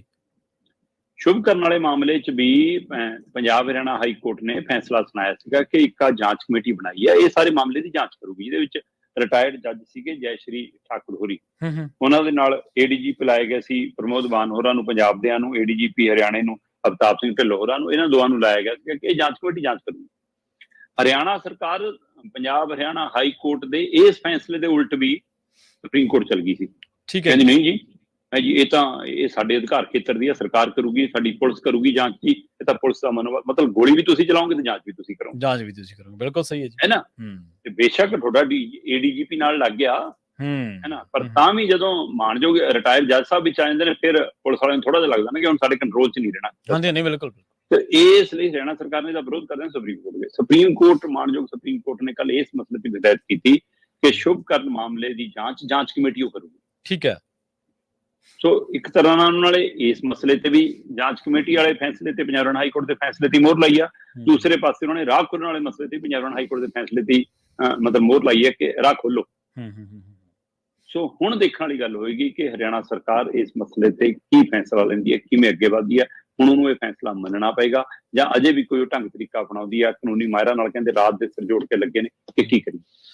ਆਪਾਂ ਅੱਗੇ ਵੀ ਗੱਲ ਕੀਤੀ ਸ਼ਰਮਾ ਜੀ, ਕਈ ਵਾਰੀ ਜਦੋਂ ਆਪਾਂ ਕੋਰਟ ਦੇ ਹਵਾਲੇ ਦੇ ਨਾਲ, ਅਦਾਲਤੀ ਪ੍ਰਕਿਰਿਆ ਦੇ, ਅਦਾਲਤੀ ਡਾਇਰੈਕਸ਼ਨਸ ਦੇ ਹਵਾਲੇ ਦੇ ਨਾਲ ਆਪਾਂ ਗੱਲ ਕਰਦੇ ਹਾਂ, ਜਾਂ ਲੋਕਾਂ ਦੇ ਹੱਕ ਹਕੂਕਾਂ ਦੇ ਪਹਿਲੂ ਤੋਂ ਗੱਲ ਕਰਦੇ ਹਾਂ, ਆਪਾਂ ਕਹਿੰਦੇ ਹਾਂ ਕਿ ਬ੍ਰਿਟਿਸ਼ ਰਾਜ ਦੇ ਵਿੱਚ ਤਾਂ ਭਾਰਤ ਨੂੰ ਇਹ ਕਿਹਾ ਗਿਆ ਕਿ ਗੁਲਾਮ ਹੈ, ਇਹ ਗੁਲਾਮ ਮੁਲਕ ਹੈ ਭਾਈ, ਉਹ ਲੋਕਾਂ ਨੂੰ ਨਹੀਂ ਸੀ ਆਗਿਆ ਪ੍ਰੋਟੈਸਟ ਕਰਨ ਦੀ, ਆਪਣੀ ਗੱਲ ਰੱਖਣ ਦੀ। ਪਰ ਡੈਮੋਕ੍ਰੇਸੀ ਦਾ ਦਾਇਰਾ ਤਾਂ ਇਸੇ ਪੱਧਰ ਤੋਂ ਹੀ ਜਾਣਿਆ ਜਾਂਦਾ ਵੀ ਲੋਕ ਕਿੰਨੇ ਕੁ ਆਜ਼ਾਦ ਨੇ, ਕਿ ਉਹਨਾਂ ਨੂੰ ਆਪਣੀ ਗੱਲ ਕਹਿਣ ਦੀ, ਗੱਲ ਰੱਖਣ ਦੀ, ਪ੍ਰੋਟੈਸਟ ਕਰਨ ਦੀ, ਧਰਨਾ ਦੇਣ ਦੀ ਆਜ਼ਾਦੀ ਹੈ। ਜੇ ਤਾਂ ਆਜ਼ਾਦੀ ਹੈ ਤਾਂ ਉਹ ਇੱਕ ਸਿਹਤਮੰਦ ਡੈਮੋਕ੍ਰੈਟਿਕ ਸਿਸਟਮ ਮੰਨਿਆ ਜਾਂਦਾ, ਜੇਕਰ ਨਹੀਂ ਹੈ ਤਾਂ ਉਹ ਨਹੀਂ ਮੰਨਿਆ ਜਾਂਦਾ। ਹਾਈਵੇ ਬਿਲਕੁਲ ਅਸੀਂ ਕਹਿੰਦੇ ਪਾਰਕਿੰਗ ਨਹੀਂ ਹੈ, ਅਸੀਂ ਕਿਹੜਾ ਕਹਿੰਦੇ ਕਿ ਉਹ ਪਾਰਕਿੰਗ ਹੈ, ਪਰ ਜਦੋਂ ਸਰਕਾਰਾਂ ਤਾਨਾਸ਼ਾਹ ਰਵੱਈਆ ਅਖਤਿਆਰ ਕਰ ਲੈਣ, ਜਦੋਂ ਸਰਕਾਰਾਂ ਇਹ ਮੰਨ ਲੈਣ ਕਿ ਆਹ ਸਰਹੱਦ ਹੈ ਸੂਬੇ ਦੀ, ਆਹ ਸਰਹੱਦ ਹੈ ਇਸ ਸੂਬੇ ਦੀ ਹੈ, ਜਿਓਗ੍ਰਾਫਿਕਲੀ ਜਦੋਂ ਸਰਕਾਰਾਂ ਆਪਣੇ ਅਖਤਿਆਰ ਤੋਂ ਅੱਗੇ ਵੱਧ ਕੇ ਜਾਂਦੀਆਂ ਨੇ, ਹੱਦਾਂ ਬਣਾਉਂਦੀਆਂ ਨੇ, ਉਹਨਾਂ ਨੂੰ ਸੀਲ ਕਰਦੀਆਂ ਨੇ, ਤਾਂ ਫਿਰ ਲੋਕ ਕੀ ਨਹੀਂ। ਕਰਨ ਵਿਚਾਰੇ? ਮੈਂ ਕਹਿੰਦਾ ਪ੍ਰਵੀਨ ਜੀ, ਹਰਿਆਣਾ ਰੋਕੇ, ਲਾਵੇ ਨਾਕੇ, ਪਰ ਉਦਾਂ ਲਾਵੇ ਨਾ ਜਿੱਦਣ ਹਰਿਆਣਾ ਦੇ ਖਿਲਾਫ ਪ੍ਰਦਰਸ਼ਨ ਕਰਨਾ ਹੀ ਹੈ। ਠੀਕ ਹੈ, ਇਹ ਪ੍ਰਦਰਸ਼ਨ ਹਰਿਆਣੇ ਦੇ ਖਿਲਾਫ ਤਾਂ ਨਹੀਂ ਹੈ ਨਾ, ਅੱਜ ਸੈਂਟਰ ਦੇ ਖਿਲਾਫ ਹੈ। ਸੈਂਟਰ ਦੇ ਖਿਲਾਫ ਹੈ, ਤੇ ਸੈਂਟਰ ਦੀ ਆਪਣੀ ਹੱਦ ਕਿਹੜੀ ਹੈ? ਸੈਂਟਰ ਕੌਣ ਹੁੰਦਾ ਹੱਦ ਤੈਅ ਕਰਨ ਵਾਲਾ? ਨਹੀਂ ਹੈਗਾ, ਬਿਲਕੁਲ ਬਿਲਕੁਲ ਸੈਂਟਰ ਦੀ ਕੋਈ ਹੱਦ ਹੀ ਨਹੀਂ ਹੈਗੀ। ਉਹ ਦੇਸ਼ ਦੀਆਂ ਸਰਹੱਦਾਂ ਹੀ ਬਚਾ ਲਵੇ, ਉਹ ਤਾਂ ਬਚਾ ਨਹੀਂ ਹੁੰਦੀ, ਉਹ ਤਾਂ ਬਚਾ ਨਹੀਂ ਹੁੰਦੀ, ਬਿਲਕੁਲ ਸਹੀ ਹੈ ਨਾ। ਸੋ ਇਸ ਲਈ ਇਹ ਰਾਹ ਰੋਕਣਾ ਹੀ ਗਲਤ ਤਰੀਕਾ ਸੀਗਾ। ਕਿਸਾਨਾਂ ਨੂੰ ਉੱਥੇ ਦਿੱਲੀ 'ਚ ਰਾਮਲੀਲਾ ਮੈਦਾਨ ਦੇਣ ਦੇ। ਪਿਛਲੀ ਵਾਰ ਵੀ ਕਿਸਾਨਾਂ ਨੇ ਰਾਮਲੀਲਾ ਮੈਦਾਨ ਮੰਗਿਆ ਸੀਗਾ, ਸਿੰਘੂ ਬਾਰਡਰ, ਟਿੱਕਰੀ ਬਾਰਡਰ ਨਹੀਂ ਮੰਗਿਆ ਸੀ, ਬਿਲਕੁਲ ਸਹੀ ਹੈ। ਜੇ ਜੰਤਰ ਮੰਤਰ ਤੇ ਪ੍ਰੋਟੈਸਟ ਕਰਨੀ ਉਹਨਾਂ ਦੀ ਸੀਗੀ, ਹਾਂ, ਜੰਤਰ ਮੰਤਰ ਦੇਣ ਦੇ, ਤੇ ਉਹ ਸਰਕਾਰਾਂ ਭੱਜਦੀਆਂ ਨਾ ਉਸ ਮਸਲੇ ਤੋਂ। ਜੀ, ਹਰਿਆਣਾ ਸਰਕਾਰ, ਤੁਸੀਂ ਕਿਹਾ ਵੀ ਹਰਿਆਣਾ ਸਰਕਾਰ ਉਹ ਰੋਕਦੀ ਰਾਹ, ਹਰਿਆਣਾ ਸਰਕਾਰ ਦਾ ਤਾਂ ਫਿਰ ਤੁਸੀਂ ਦੇਖੋ, ਜਿਹੜਾ ਇੱਕ SDM ਸੀਗਾ ਉਹ ਕਹਿੰਦਾ ਸੀ ਸਿਰ ਤੋੜ ਦਿਓ ਜੇ ਕੋਈ ਕਿਸਾਨ ਅੱਗੇ ਆ, ਉਹ ਤਾਂ ਮਤਲਬ ਇਹ ਆ ਮਸ਼ੀਨਰੀ ਦਾ ਉਹਨਾਂ ਦਾ ਮੈਕੈਨਿਜ਼ਮ ਹੈ, ਇੱਥੋਂ ਸੋਚਦੇ ਨੇ ਉਹ ਕੰਮਕਾਰ ਕਰਨ ਦੇ ਤਰੀਕਾਕਾਰ। ਤੁਸੀਂ ਤੇ ਅਗਲੀ ਖਬਰ ਦੇ ਬਾਰੇ ਵਧੀਆ ਗੱਲ ਕਰੀਏ, ਪੰਜਾਬ ਦੀ ਪਹਿਲੇ ਮੀਂਹ ਨੇ ਕਹਿੰਦੇ ਪੰਜਾਬ ਦੇ ਵਿੱਚ ਹੜ੍ਹ ਵਰਗੀ ਸਥਿਤੀ ਬਣਾ ਦਿੱਤੀ ਹੈ ਜੀ। ਇਹ ਆਪਾਂ ਪਹਿਲਾਂ ਵੀ ਕਈ ਵਾਰ ਗੱਲ ਕੀਤੀ ਹੈ ਕਿ ਮੀਂਹ ਕੋਈ ਨਵੇਂ ਨਹੀਂ ਪੈਣ ਲੱਗੇ ਜੀ, ਬਿਲਕੁਲ ਮੀਂਹ ਪਹਿਲਾਂ ਵੀ ਪੈਂਦੇ ਨੇ, ਪਰ ਇਸ ਵਾਰ ਆਪਾਂ ਲਗਾਤਾਰ ਗੱਲ ਕਰਦੇ ਆਂ ਕਿ ਸਾਉਣ ਵੀ ਸੁੱਕਾ ਲੰਘ ਗਿਆ ਜੀ, ਬਰਸਾਤ ਪਈਓ ਨਹੀਂ ਜੀ, ਮੀਂਹ ਆਇਓ ਨਹੀਂ ਗਈ ਜੀ, ਹੈ ਨਾ, ਮਾਨਸੂਨ ਏਦਾਂ ਹੀ ਖਤਮ ਹੋਣ ਕਿਨਾਰੇ ਆ ਗਿਆ ਜੀ। ਪਰ ਇੱਕ ਮੀਂਹ ਪਿਆ ਸ਼ਨੀ ਐਤਵਾਰ ਤੇ ਅਜਿਹਾ ਮੀਂਹ ਵਰਿਆ ਕਿ ਪੰਜਾਬ ਸਾਰਾ ਜਲਥਲ ਹੋ ਗਿਆ ਜੀ। ਪੰਜਾਬ ਦੀ ਰਾਜਧਾਨੀ ਚੰਡੀਗੜ੍ਹ ਦੇ ਸੈਕਟਰਾਂ 'ਚ ਪਾਣੀ, ਚੌਂਕਾਂ 'ਚ ਪਾਣੀ, ਲੋਕਾਂ ਦੇ ਘਰਾਂ 'ਚ ਪਾਣੀ, ਮੋਹਾਲੀ 'ਚ ਪਾਣੀ, ਖਰੜ 'ਚ ਪਾਣੀ, ਹੈ ਨਾ, ਰੋਪੜ 'ਚ ਪਾਣੀ, ਸਕੂਲਾਂ 'ਚ ਛੁੱਟੀਆਂ ਕਰਨੀਆਂ ਪੈ ਗਈਆਂ, ਹੈ ਨਾ, ਹਰਿਆਣੇ ਦੇ ਜਮਨਾ ਨਗਰ, ਅੰਬਾਲੇ 'ਚ ਸਾਰੇ ਕਿਤੇ ਪਾਣੀ, ਹਿਮਾਚਲ 'ਚ ਉੱਪਰ ਪਾਣੀ। ਦੇਖੋ, ਇੱਕ ਤਾਂ ਹੈ ਕਿ ਪਹਾੜਾਂ 'ਚ ਮੀਂਹ ਪਿਆ, ਜ਼ਬਰਦਸਤ ਮੀਂਹ ਪਿਆ, ਸਾਡੇ ਬਰਸਾਤੀ ਨਾਲਿਆਂ 'ਚ, ਨਦੀਆਂ 'ਚ, ਚੋਇਆਂ 'ਚ ਉਬਾਲ ਆ ਗਿਆ ਪਾਣੀ ਦਾ। ਇੱਕ ਕਲੋਨੀ ਦੇ ਵਿੱਚ ਰੂਟੀਨ ਵਾਲਾ ਮੀਂਹ ਪਿਆ, ਇੱਕ ਸ਼ਹਿਰ 'ਚ ਇੱਕ ਆਮ ਵਾਲਾ ਮੀਂਹ ਪਿਆ, ਤੇ ਪਾਣੀਓ ਪਾਣੀ ਭਰ ਗਿਆ। ਇਹਦਾ ਮਤਲਬ ਇਹ ਨਿਕਾਸੀ ਦਾ ਮਸਲਾ ਹੈ ਜੀ। ਜੇ ਪਹਾੜਾਂ 'ਚ ਮੀਂਹ ਪੈਣ ਨਾਲ ਨਦੀਆਂ, ਨਾਲਿਆਂ, ਦਰਿਆਵਾਂ 'ਚ ਪਾਣੀ ਵੱਧਦਾ, ਤਾਂ ਇਹ ਇੱਕ ਮੀਂਹ ਦਾ ਰੂਟੀਨ ਹੈ। ਉਹਦੇ ਨਾਲ ਜੇ ਡੈਮ 'ਚ ਪਾਣੀ ਆ ਗਿਆ ਤੇ ਉਹ ਵੱਧ ਛੱਡਣਾ ਪੈ ਗਿਆ, ਉਹਦੇ ਕਰਕੇ ਆਲੇ ਦੁਆਲੇ ਘਰ ਪਿੰਡ ਨੁਕਸਾਨੇ ਗਏ, ਉਹ ਇੱਕ ਵੱਖਰੇ ਤਰ੍ਹਾਂ ਦਾ ਪਹਿਲੂ ਹੈ। ਪਰ ਜੇ ਬਣੀ ਮਾਡਲ ਕਲੋਨੀ, ਕਰੋੜਾਂ ਦੀ ਕਲੋਨੀ, ਫਲੈਟ ਬਣ ਗਏ ਜੀ, ਉੱਥੇ ਜੇਕਰ ਪਾਣੀ ਭਰਦਾ ਹੈ ਤਾਂ ਇਹਦਾ ਮਤਲਬ ਨਿਕਾਸੀ ਦਾ ਮਸਲਾ ਹੈ। ਹੁਣ ਦਿੱਲੀ ਦੇ ਵਿੱਚ ਜੋ ਬੱਚੇ ਨਾਲ ਵਾਪਰਿਆ ਸੀਗਾ, ਉਹ ਜਿਹੜੇ ਕੋਚਿੰਗ ਸੈਂਟਰ ਵਾਲਿਆਂ ਨਾਲ, ਤਾਂ ਉੱਥੇ ਮਨੁੱਖ ਦੀ ਜਿਹੜੀ ਮੁਸੀਬਤ ਸੀ ਨਾ, ਇਸੇ ਤਰ੍ਹਾਂ ਅੱਜ ਕੱਲ ਜਿਸ ਤਰ੍ਹਾਂ ਅਸੀਂ ਨਦੀਆਂ 'ਚ, ਨਾਲਿਆਂ 'ਚ, ਚੋਇਆਂ 'ਚ ਮਕਾਨ ਬਣਾ ਲਏ, ਫਲੈਟ ਬਣਾ ਲਏ, ਉਹਦਾ ਨਤੀਜਾ ਭੋਗ ਰਹੇ ਹਾਂ। ਅਸੀਂ ਜਿਸ ਤਰ੍ਹਾਂ ਦੇ ਕੰਕਰੀਟ ਦੇ ਜੰਗਲ ਉਸਾਰ ਲਏ, ਜਿਸ ਤਰ੍ਹਾਂ ਅਸੀਂ ਪਹਾੜੀਆਂ ਕੱਟ ਕੇ ਸੁਰੰਗਾਂ ਬਣਾਤੀਆਂ ਜੀ, ਸੜਕਾਂ ਬਣਾਤੀਆਂ ਜੀ, ਨੈਸ਼ਨਲ ਹਾਈਵੇ ਬਣਾਤੇ ਜੀ, ਅਸੀਂ ਜੀ 4 ਲੇਨ ਬਣਾਤੀ ਜੀ, ਸ਼ਿਮਲੇ ਤੱਕ ਜੀ, ਮਨਾਲੀ ਤੱਕ ਜੀ, ਤੇ ਉਹਦਾ ਨਤੀਜਾ ਅਸੀਂ ਭੋਗ ਰਹੇ ਹਾਂ। ਫਿਰ ਮਾਈਨਿੰਗ ਨਾਲ ਸਾਡੇ ਜਿਵੇਂ ਪੁਲਾਂ ਦੇ ਥੱਲਿਓਂ ਤੱਕ ਅਸੀਂ ਰੇਤਾ ਕੱਢ ਲਿਆ, ਹੈ ਨਾ, ਉਹ ਖੋਰਾ ਕਰ ਲਿਆ, ਅਸੀਂ ਖਾਣ ਦੇ ਨਾਮ ਦੇ ਉੱਤੇ ਦਰਖਤ ਤੱਕ ਵੱਢ ਲਏ। ਮਤਲਬ ਛੋਟੇ ਹੁੰਦੇ ਆਪਾਂ ਪੜ੍ਹਦੇ ਆਏ ਆ ਕਿ ਦਰਖਤ ਹੋਣਗੇ ਤਾਂ ਹੜ੍ਹਾਂ ਨੂੰ ਰੋਕਦੇ ਆ, ਜਦੋਂ ਹੋਣਗੇ ਨਹੀਂ ਫਿਰ। ਸੋ ਇਹ ਸਾਰੀ ਪ੍ਰਕਿਰਿਆ ਨੇ ਸਾਡੇ ਸਾਹਮਣੇ ਸਥਿਤੀ ਲੈ ਕੇ ਰੱਖੀ ਕਿ ਅਜੇ ਇੱਕ ਮੀਂਹ ਪਿਆ, ਇਹ ਨਹੀਂ ਕਿ ਹੁਣ ਪਿਛਲੀ ਵਾਰ ਮੀਂਹ ਵੱਧ ਪਏ ਤਾਂ ਹੜ੍ਹ ਆਇਆ। ਹਾਂਜੀ, ਆਪਾਂ ਐਤਕੀ ਤਾਂ ਇਹ ਵੀ ਖਬਰ ਕੀਤੀ ਕਿ ਪੰਜਾਬ ਤੇ ਹਰਿਆਣਾ 'ਚ ਘੱਟ ਮੀਂਹ ਪਏ ਆ। ਫਿਰ ਉਹੀ ਕਹਿੰਦਾ, ਜੇ ਇੱਕੋ ਮੀਂਹ ਨਾਲ ਇਹ ਸਥਿਤੀ ਸ਼ਹਿਰਾਂ 'ਚ ਪਾਣੀ ਭਰ ਜਾਂਦਾ, ਮੈਂ ਕਹਿੰਦਾ ਚਾਹੇ 2 ਘੰਟੇ ਬਾਅਦ ਨਿਕਲ ਜਾਂਦਾ, 4 ਘੰਟੇ ਬਾਅਦ ਨਿਕਲ ਜਾਂਦਾ, ਪਰ ਉਹ ਇੰਨਾ ਮੀਂਹ ਨਹੀਂ ਹੁੰਦਾ ਕਿ ਉਹਦੇ ਨਾਲ ਹੜ੍ਹ ਵਰਗਾ ਮਾਹੌਲ ਬਣ ਜਾਵੇ। ਉਹ ਕਿਉਂ ਬਣਦਾ? ਇਹਦਾ ਮਤਲਬ ਸਾਡਾ ਨਿਕਾਸੀ ਦਾ ਪ੍ਰਬੰਧ, ਸਾਡਾ ਸਿਸਟਮ, ਚਾਹੇ ਕਲੋਨੀ ਕੱਟਣ ਵਾਲੇ ਨੇ, ਚਾਹੇ ਕਲੋਨੀ ਵੇਚਣ ਵਾਲੇ ਨੇ, ਚਾਹੇ ਮਕਾਨ ਮਨਜ਼ੂਰੀ ਦੇਣ ਵਾਲੇ ਨੇ, ਚਾਹੇ ਮਨਜ਼ੂਰੀ ਲੈਣ ਵਾਲੇ ਨੇ, ਸਾਰੇ ਚੋਰ ਮੋਰੀਆਂ ਰੱਖ ਰਹੇ ਨੇ। ਉਹਦਾ ਨਤੀਜਾ ਮਤਲਬ ਬੰਦੇ ਦੀਆਂ ਗਲਤੀਆਂ ਵੀ ਕਈ ਵਾਰ ਉਹਨੂੰ ਲੈ ਬੈਠਦੀਆਂ। ਹਿਮਾਚਲ ਤੋਂ 2 ਬਰਾਤ ਨਾਲ ਭਰੀਆਂ ਗੱਡੀਆਂ ਆਈਆਂ, ਨਵਾਂ ਸ਼ਹਿਰ ਆਉਣਾ ਸੀ ਉਹਨਾਂ ਨੇ, ਹੈ ਨਾ, ਤੇ ਉਹ ਡਰਾਈਵਰ ਨੂੰ ਉਹਦੇ ਨਾਲ ਦੀ ਸਾਥੀ ਵਾਲੀ ਦੂਜੀ ਗੱਡੀ ਵੀ, ਉੱਥੇ ਸਥਾਨਕ ਲੋਕ ਵੀ ਕਹਿੰਦੇ ਰਹੇ, ਮਾਲਪੁਰ ਦੇ ਵਿੱਚ ਉਹਨੇ ਬਰਸਾਤੀ ਨਦੀ 'ਚ, ਬਰਸਾਤੀ ਨਾਲੇ 'ਚ ਤਾਰਤੀ ਗੱਡੀ। ਮਤਲਬ ਬੰਦਾ ਗੱਡੀ ਤੇ ਬੈਠਾ ਹੈ, ਸਮਝਦਾ ਕਿ ਸਟੀਅਰਿੰਗ ਮੇਰੇ ਕੋਲ, ਰੇਸ ਮੇਰੇ ਕੋਲ, ਬ੍ਰੇਕ ਮੇਰੇ ਕੋਲ, ਕੰਟਰੋਲ ਤਾਂ ਮੈਂ ਕਰ ਰਿਹਾ। ਪਾਣੀ ਕੀ ਚੀਜ਼ ਹੈ? ਪਰ ਉਹ ਭੁੱਲ ਜਾਂਦਾ ਕਿ ਕੁਦਰਤ ਦਾ ਕੰਟਰੋਲ ਜਿਹੜਾ ਹੁੰਦਾ ਉਹ ਕਿਸੇ ਦੇ ਉੱਪਰ ਕੰਟਰੋਲ ਨਹੀਂ ਹੁੰਦਾ। ਕੁਦਰਤ ਨੇ ਆਪਣਾ ਰੰਗ ਦਿਖਾਇਆ ਤੇ ਨਤੀਜਾ ਮੌਤ ਮਿਲੀ। ਸੋ ਇਸ ਲਈ ਮਨੁੱਖ ਨੂੰ ਵੀ ਕਿਤੇ ਨਾ ਕਿਤੇ ਸੁਚੇਤ ਰਹਿਣ ਦੀ ਲੋੜ ਹੈ। ਤੇ ਪਰ ਇਹ ਸਾਰਾ ਸਿਸਟਮ ਦੇ ਲਈ ਮੈਂ ਪ੍ਰਸ਼ਾਸਨ ਨੂੰ, ਸਰਕਾਰਾਂ ਨੂੰ ਜ਼ਿੰਮੇਵਾਰ ਮੰਨਦਾ ਕਿ ਜਿਹੜੀਆਂ ਅਸੀਂ ਪੁਰਾਣੀਆਂ ਸਰਕਾਰਾਂ ਵੀ ਸੀ ਉਹ ਵੀ ਸ਼ਾਮਲ ਨੇ, ਹੋਣ ਵਾਲੀਆਂ ਸਰਕਾਰਾਂ ਵੀ ਸ਼ਾਮਲ ਨੇ। ਇਸ ਗੱਲ ਵੱਲ ਕਿਤੇ ਵੀ ਧਿਆਨ ਨਹੀਂ ਗਾ ਕਿ ਅਸੀਂ ਨਿਕਾਸੀ ਦੇ ਸਹੀ ਪ੍ਰਬੰਧ ਕਿਵੇਂ ਕਰਨੇ, ਤੇ ਉਹਦਾ ਨਤੀਜਾ ਭੋਗ ਰਹੇ। ਇੱਕ ਮਹੀਨੇ ਹੀ ਪੂਰੇ ਪੰਜਾਬ ਛੱਡ ਵਰਗੀ ਸਥਿਤੀ ਬਣਾਤੀ। ਰੋਪੜ ਦੇ ਤਾਂ ਸਕੂਲਾਂ ਛੁੱਟੀ ਕਰਨੀ ਪਈ ਜੀ। ਬਿਲਕੁਲ, ਕੰਕਰੀਟ ਦੇ ਜੰਗਲ, ਇਹ ਸ਼ਬਦ ਬਹੁਤ ਢੁਕਵਾਂ ਜਿਹੜਾ ਤੁਸੀਂ ਵਰਤਿਆ ਹੈ, ਇਹ ਬਿਲਕੁਲ ਸਹੀ ਹੈ ਕਿ ਜਦੋਂ ਕੋਈ ਵੀ ਕਲੋਨੀ ਬਣਦੀ ਆ, ਪਿਛਲੀ ਵਾਰੀ ਵੀ ਆਪਾਂ ਇਹੀ ਗੱਲ ਕੀਤੀ, ਤੁਹਾਨੂੰ ਯਾਦ ਹੋਣਾ ਹੈ ਚਰਚਾ ਦੇ ਵਿੱਚ, ਕਿ ਬਈ ਜਦੋਂ ਵੀ ਕੋਈ ਕਲੋਨੀ ਬਣਦੀ ਹੈ ਉਹਦਾ ਬਕਾਇਦਾ ਪਮੈਸ਼ ਹੁੰਦੀ ਹੈ ਵੀ ਇੱਥੇ ਕਿੰਨੀ ਕੁ ਮਕਾਨ ਨੇ, ਮੀਂਹ ਦੇ ਕਿੱਧਰ ਨੂੰ ਜਾਊਗਾ, ਕਿੱਧਰ ਨੂੰ ਨਿਕਾਸੀ ਹੋਊਗੀ, ਔਰ ਦੂਰ ਦੂਰ ਤੱਕ ਉੱਥੇ ਕੋਈ ਕੱਚਾ ਥਾਂ ਨਹੀਂ ਹੁੰਦਾ, ਕੰਕਰੀਟ ਹੀ ਸਾਰੀ ਥੱਲੇ ਵਿਛਾਈ ਹੁੰਦੀ ਹੈ। ਜਿਹੜਾ ਪਾਣੀ ਛੱਤਾਂ ਤੋਂ ਆਉਂਦਾ ਉਹ ਵੀ ਹੜ੍ਹ ਵਰਗਾ ਹੀ ਹੈ, ਜਦੋਂ ਕਿਤੇ ਜਾ ਹੀ ਨਹੀਂ ਸਕਦਾ, ਕੋਈ ਡਰੇਨੇਜ ਸਿਸਟਮ ਨਹੀਂ ਕੰਮ ਕਰਦਾ। ਸੋ ਉਹਨੇ ਮਾਰ ਹੀ ਕਰਨੀ ਹੈ ਫਿਰ, ਜਦੋਂ ਪਾਣੀ ਨੂੰ ਤੁਸੀਂ ਕਿਸੇ ਪ੍ਰਬੰਧ ਹੇਠ ਨਹੀਂ ਰੱਖਿਆ, ਉਹਨੇ ਮਾਰ ਹੀ ਕਰਨੀ ਹੈ। ਨਹੀਂ, ਤੁਸੀਂ ਸਮਝ ਦੇਖੋ ਸਾਡੇ ਸਿਸਟਮ ਦੀ, ਹਾਂਜੀ, ਕਿ ਜਿਹੜਾ ਤਾਂ ਹੈਗਾ ਗੰਦਾ ਪਾਣੀ, ਜਿਹੜਾ ਤਾਂ ਹੈਗਾ ਫੈਕਟਰੀਆਂ ਦਾ ਜਾਲੀ, ਮਤਲਬ ਜ਼ਹਿਰੀਲਾ ਪਾਣੀ, ਕੈਮੀਕਲ ਵਾਲਾ ਪਾਣੀ, ਉਹ ਤਾਂ ਜਾਂਦਾ ਧਰਤੀ ਤੇ ਨਦੀਆਂ 'ਚ। ਹਾਂਜੀ, ਜਿਹੜਾ ਮੀਂਹ ਵਾਲਾ ਪਾਣੀ ਜਾਣਾ ਚਾਹੀਦਾ ਨਦੀਆਂ ਧਰਤੀਆਂ 'ਚ, ਉਹ ਸੀਵਰੇਜ 'ਚ ਰੁੜਿਆ। ਬਿਲਕੁਲ ਸਹੀ, ਬਿਲਕੁਲ। ਸਾਡਾ ਸਿਸਟਮ ਦੇਖੋ ਕਿਹਦਾ ਬਣਾ ਰਿਹਾ। ਅਗਲੀ ਖਬਰ ਦੇ ਵੱਲ ਵਧੀਆ ਗੱਲ ਕਰੀਏ, ਕਾਰਪੋਰੇਟ ਘਰਾਣਿਆਂ ਦੀ। ਕਿਸਾਨੀ ਅੰਦੋਲਨ ਵੇਲੇ ਕਾਰਪੋਰੇਟ ਘਰਾਣਿਆਂ ਦੇ ਬਾਬਤ ਲੋਕਾਂ ਨੂੰ ਖਾਸਾ ਜਾਗਰੂਕ ਕੀਤਾ ਗਿਆ ਸੀ। ਲੋਕਾਂ ਨੂੰ ਇਹ ਵੀ ਦੱਸਿਆ ਗਿਆ ਸੀਗਾ ਕਿ ਬਈ ਆਹ ਫਲਾਂ ਘਰਾਣੇ ਨੇ ਜਿਨ੍ਹਾਂ ਨੂੰ ਤੁਸੀਂ ਚੀਜ਼ਾਂ ਸਸਤੀਆਂ ਵੇਚਦੇ ਹੋ ਪਰ ਮਹਿੰਗੀਆਂ ਖਰੀਦਦੇ ਹੋ, ਇਹਨਾਂ ਦੇ ਤੁਸੀਂ ਖਪਤਕਾਰ ਹੈ, ਤੁਸੀਂ ਇਹਨਾਂ ਨੂੰ ਆਕਸੀਜਨ ਦਿੰਦੇ ਹੋ, ਤੁਸੀਂ ਇਹਨਾਂ ਨੂੰ ਮੁਨਾਫਾ ਦਿੰਦੇ ਹੋ, ਤਾਂ ਕਰਕੇ ਇਹਨਾਂ ਦਾ ਕਾਰੋਬਾਰ ਵੱਧਦਾ ਫੁੱਲਦਾ। ਚਲੋ ਲੋਕਾਂ ਨੇ ਸੰਕੋਚ ਕਰ ਲਿਆ, ਉਹ ਕਿੰਨਾ ਚਿਰ ਯਾਦ ਰਹਿੰਦਾ। ਆਪਾਂ ਵੇਖਿਆ ਉਹੀ ਅਡਾਨੀਆਂ ਦੇ ਮੂਹਰੇ ਜਿਹੜੇ ਉਹਨਾਂ ਦੇ ਸੈੱਲ ਬਣਾਏ ਹੋਏ ਨੇ, ਵੱਡੇ ਵੱਡੇ ਸ਼ੈਲਰ ਜੇ ਟਾਈਪ, ਤੇ ਉਹ ਉੱਥੇ ਕਿਸਾਨਾਂ ਦੀਆਂ ਟਰਾਲੀਆਂ ਵੀ ਵੇਖੀਆਂ ਆਪਾਂ, ਅਨਾਜ ਦੀਆਂ ਭਰੀਆਂ ਹੋਈਆਂ। ਕਹਿੰਦੇ ਪੰਜਾਬ ਦੇ ਵਿੱਚ ਜੀਓ ਦਾ ਦਬਦਬਾ ਜਿਹੜਾ ਕਿਤੇ ਮਾੜਾ ਮੋਟਾ ਫਿੱਕਾ ਪੈਂਦਾ ਸੀ, ਪਰ ਹੁਣ ਪੂਰਾ ਕਾਇਮ ਹੈ। ਦੇਖੋ, ਪੰਜਾਬ ਦੇ ਵਿੱਚ ਅੱਜ ਦੀ ਤਰੀਕ ਦੇ ਵਿੱਚ ਜਿੰਨੀ ਸਾਡੀ ਆਬਾਦੀ ਆ ਜੀ, ਲਗਭਗ ਓਨੇ ਮੋਬਾਈਲ ਕਨੈਕਸ਼ਨ ਹੈਗੇ ਨੇ ਪੰਜਾਬ 'ਚ। 3.5 ਕਰੋੜ ਦੇ ਕਰੀਬ ਪੰਜਾਬ 'ਚ ਮੋਬਾਈਲ ਕਨੈਕਸ਼ਨ ਨੇ ਅੱਜ ਦੀ ਤਰੀਕ 'ਚ। ਠੀਕ ਹੈ ਜੀ। ਵੈਸੇ ਅੰਕੜਾ ਪਿਛਲੀ ਵਾਰ ਨਾਲੋਂ ਘਟ ਗਿਆ। ਠੀਕ ਹੈ। 2019 'ਚ 3 ਕਰੋੜ 91 ਲੱਖ ਮੋਬਾਈਲ ਕਨੈਕਸ਼ਨ ਸੀ ਪੰਜਾਬ 'ਚ, ਤੇ ਅੱਜ 2024 'ਚ 3 ਕਰੋੜ 49 ਲੱਖ ਮੋਬਾਈਲ ਕਨੈਕਸ਼ਨ, ਮਤਲਬ 42 ਲੱਖ ਫੋਨ ਕਨੈਕਸ਼ਨ ਘਟੇ ਨੇ ਜੀ ਕੁੱਲ ਦੇ ਵਿੱਚੋਂ। ਹੁਣ ਇਹ ਕੀ ਬਾਹਰ ਜਾਣ ਕਾਰਨ ਨੇ, ਵਿਦੇਸ਼ ਜਾਣ ਕਾਰਨ ਨੇ, ਕਿਹੜੇ ਅੰਕੜੇ ਨੇ ਮੈਨੂੰ ਨਹੀਂ ਪਤਾ 2019 ਤੋਂ 24 ਤੱਕ ਕਿਉਂ ਆਏ, ਪਰ ਇਹਦੇ ਬਾਵਜੂਦ ਜੀਓ ਦੇ ਕਨੈਕਸ਼ਨ ਵੱਧ ਰਹੇ ਨੇ, ਜੀਓ ਦੀ ਕਮਾਈ ਵੱਧ ਰਹੀ ਹੈ। ਜਿਹੜੀ ਤੁਸੀਂ ਗੱਲ ਕੀਤੀ ਬਿਲਕੁਲ ਦਰੁਸਤ ਹੈ ਕਿ ਮਈ 2020 ਦੇ ਵਿੱਚ ਪੰਜਾਬ 'ਚ ਜੀਓ ਕੋਲ 1 ਕਰੋੜ 39 ਲੱਖ ਕਨੈਕਸ਼ਨ ਸੀ। ਠੀਕ ਹੈ ਜੀ। ਮਤਲਬ ਜੇ ਸਾਡੇ ਕੋਲ 3 ਕਰੋੜ 91 ਲੱਖ 4 ਕਰੋੜ ਦੇ ਗੇਟ 'ਚ ਕਨੈਕਸ਼ਨ ਸੀ, ਤਾਂ ਉਹ 'ਚੋਂ 1.5 ਕਰੋੜ ਦੇ ਕਰੀਬ ਇਕੱਲੇ ਇਹਦੇ ਕੋਲੇ ਸੀ। ਇਕੱਲੇ ਇੱਕ ਕਰੋੜ 39 ਲੱਖ ਕਨੈਕਸ਼ਨ ਸੀ 2020 'ਚ ਮਈ 'ਚ, ਕਿਉਂਕਿ ਹਰ ਸਾਲ telecom regulatory authority of India ਮਈ ਤੱਕ ਦੇ ਅੰਕੜੇ ਜਾਰੀ ਕਰਦੀ ਆ।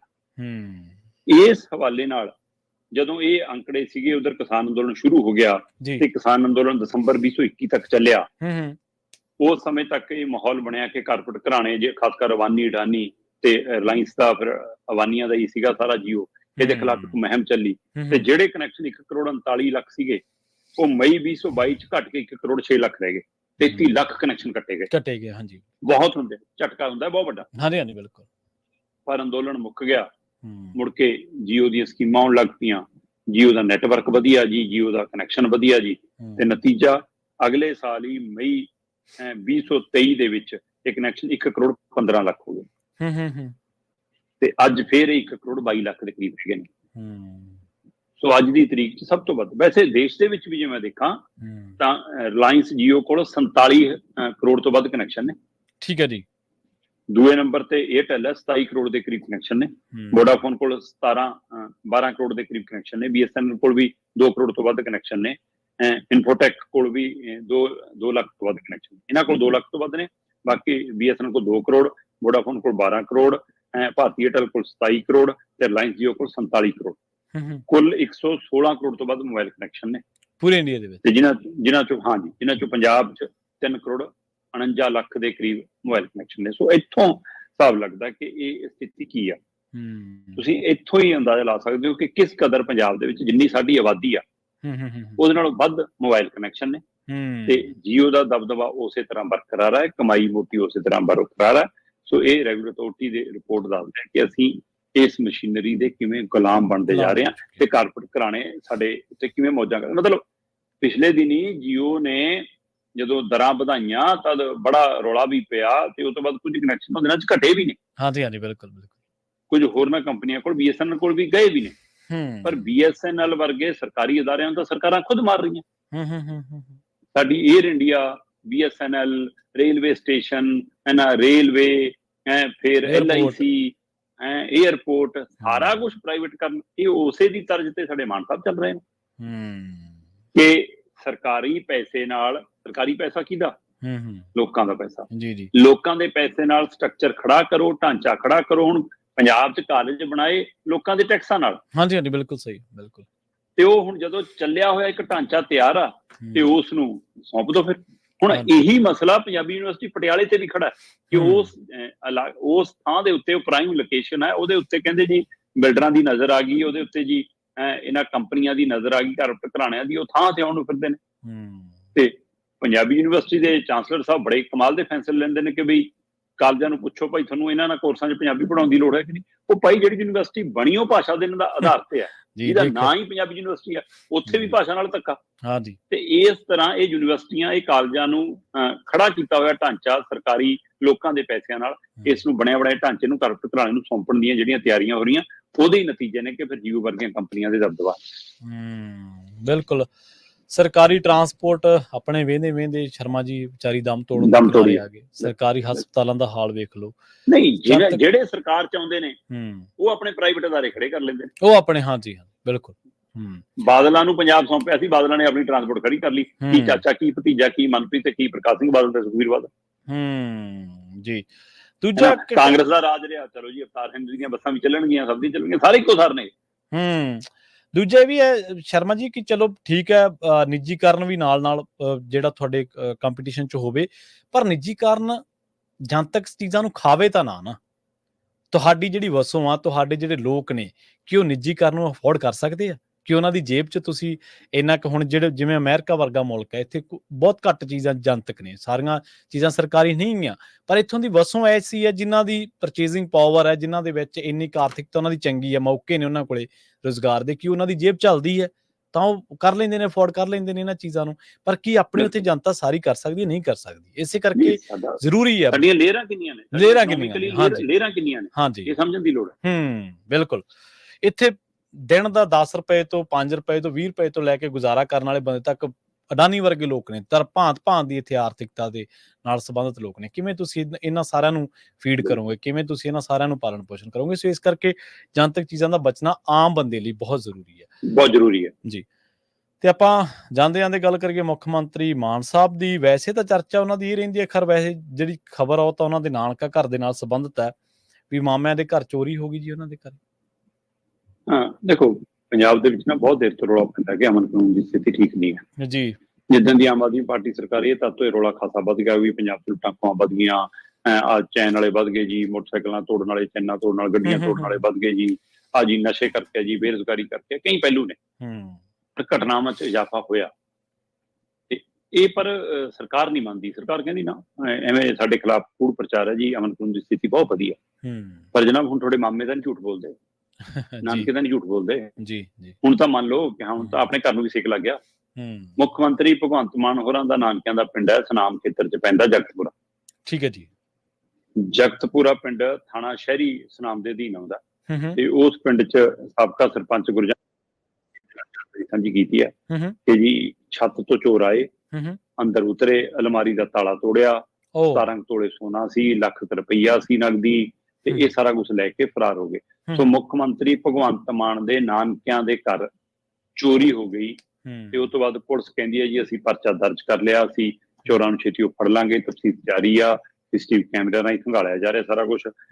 SHO ਪ੍ਰਤੀਕ ਜਿੰਦਲ ਹੈ ਜਿਹੜੇ ਸਾਰਾ ਮਾਮਲਾ ਦੇਖ ਰਹੇ ਨੇ, ਤੇ ਉਮੀਦ ਕਰਦੇ ਹਾਂ ਕਿ ਮਾਨ ਸਾਹਿਬ ਇਸ ਘਟਨਾ ਤੋਂ ਬਾਅਦ ਗੰਭੀਰ ਹੋਣ, ਘੱਟੋ ਘੱਟ ਚੋਰੀਆਂ, ਡਕੈਤੀਆਂ, ਲੁੱਟਾਂ ਖੋਹਾਂ ਪੰਜਾਬ 'ਚ ਰੁਕਣ। ਬਿਲਕੁਲ। ਕਈ ਵਾਰੀ ਤਾਂ ਪੁਲਿਸ ਨੂੰ ਪਤਾ ਹੀ ਹੁੰਦਾ ਵੀ ਚੋਰੀ ਕਿਹਨੇ ਕੀਤੀ ਹੈ, ਤੇ ਕਈ ਵਾਰੀ ਇਹ ਵੀ ਪਤਾ ਹੁੰਦਾ ਵੀ ਫਲਾਣੇ ਥਾਂ ਹੋਊਗੀ। ਕਈ ਮਾਮਲਿਆਂ ਦੇ ਵਿੱਚ, ਚਲੋ ਸਾਰੇ ਥਾਂ ਤਾਂ ਨਹੀਂ ਹੁੰਦਾ, ਕਈ ਮਾਮਲਿਆਂ 'ਚ ਤਾਂ ਪਤਾ ਹੁੰਦਾ। ਤੇ ਬਾਕੀ ਅਮਨ ਕਾਨੂੰਨ ਦੀ ਬਿਲਕੁਲ ਜਿਵੇਂ ਤੁਸੀਂ ਚਰਚਾ ਕੀਤੀ ਹੈ ਕਿ ਜੰਗਲ ਦੀ ਅੱਗ ਸ਼ਰਮਾ ਜੀ ਦਰਖਤ ਨੂੰ ਛੱਡਦੀ ਨਹੀਂ ਕਿਸੇ ਨੂੰ ਵੀ, ਭਾਵੇਂ ਕੋਈ ਹਰਾ ਕਚਾਰ ਹੀ ਕਿਉਂ ਨਾ ਹੋਵੇ। ਇਹ ਜੰਗਲ ਦੀ, ਹਾਂਜੀ, ਇਹ ਜੰਗਲ ਦੀ ਅੱਗ ਦੇ ਨਾਲ ਹੀ ਸੰਬੰਧਿਤ ਨੇ। ਅੱਜ ਜਿਹੜੇ ਲੋਕ, ਜਿਵੇਂ ਤੁਸੀਂ ਭਾਸ਼ਾ ਦੀ ਗੱਲ ਕਰ ਰਹੇ ਸੀ, ਪੰਜਾਬੀ ਯੂਨੀਵਰਸਿਟੀ ਦੀ ਵੀ ਬਣੀ ਪੰਜਾਬੀ ਦੇ ਆਧਾਰ ਤੇ, ਹਨਾ, ਪਰ ਅੱਜ ਸਾਨੂੰ ਨਹੀਂ ਜਾਗ ਆ ਰਹੀ, ਅੱਜ ਅਸੀਂ ਨਹੀਂ ਲੜ ਰਹੇ ਇਹਨਾਂ ਚੀਜ਼ਾਂ ਨੂੰ ਬਚਾਉਣ ਦੇ ਲਈ। ਅੱਜ ਸਾਡੇ ਲਈ ਡਰੱਗ ਕੋਈ ਮੁੱਦਾ ਨਹੀਂ ਲੱਗਦਾ ਜਿੰਨਾ ਚਿਰ ਸਾਡੇ ਆਪਦੇ ਘਰੇ ਨਾ ਕੋਈ ਮਰੀਜ਼ ਹੋਵੇ ਨਸ਼ੇ ਦਾ। ਪਰ ਜਿੱਦੇ ਹੁੰਦਾ ਫਿਰ ਉਹਦੇ ਜਾਂ ਤਾਂ ਤੁਸੀਂ ਘਰ ਬਚਾਉਣ ਦੇ ਲਈ ਤੁਹਾਡੇ ਕੋਲੇ ਸਮਾਂ ਬਚਦਾ, ਸਮਾਜ ਲਈ ਲੜੋ, ਇੰਨਾ ਕੁ ਸਮਾਂ ਤੁਹਾਡੇ ਕੋਲ ਨਹੀਂ ਬਚਦਾ ਜਦੋਂ ਤੁਸੀਂ ਘਰੇ ਲੱਗੀ ਅੱਗ ਬੁਝਾਉਣ ਲੱਗ ਪੈਂਦੇ ਹੋ।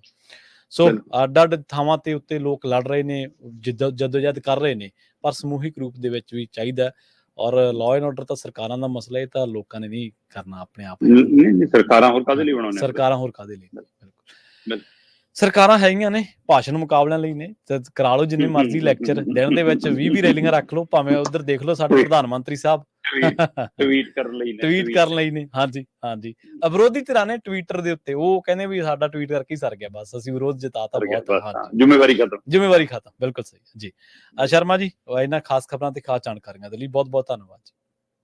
ਬਹੁਤ ਸ਼ੁਕਰੀਆ ਜੀ। ਪ੍ਰੋਗਰਾਮ ਖਬਰ ਤੇ ਨਜ਼ਰ ਨੂੰ ਆਪਾਂ ਇੱਥੇ ਸਮਾਪਤ ਕਰਾਂਗੇ। ਤੁਹਾਡਾ ਸਾਰਿਆਂ ਦਾ ਵੀ ਬਹੁਤ ਧੰਨਵਾਦ। ਸਤਿ ਸ਼੍ਰੀ ਅਕਾਲ। ਜੁੜੇ ਰਹੋ ਪੰਜਾਬੀ ਰੇਡੀਓ USA ਦੇ ਨਾਲ।